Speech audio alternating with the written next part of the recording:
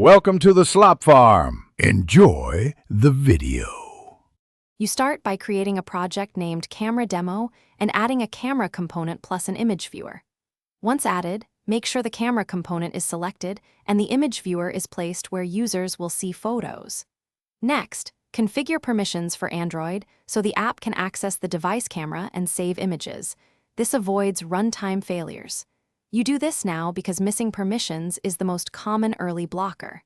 After that, save the project and move to the Blocks editor to wire events. Now wire the capture flow, add a button, and in Block Set button, click to call camera. Take picture. Once done, implement camera. After picture, where you receive the image file path and the image bitmap, use that path to set image. Picture so the photo displays immediately. If you want persistent storage, use File or MediaDB to copy or save the image to a known folder.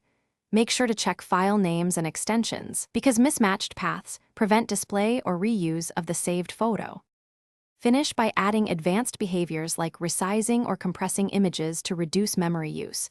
Do this before saving or displaying large photos to avoid crashes. If you prefer the device camera UI, call an external app via Activity Starter and process its returned image similarly. Finally, test on real devices and vary Android versions. If something fails, check runtime permissions, confirm the file path exists, and log the camera. After picture inputs, those 3 checks catch most problems and let you iterate quickly. Thanks for watching. Consider subscribing if we helped you today.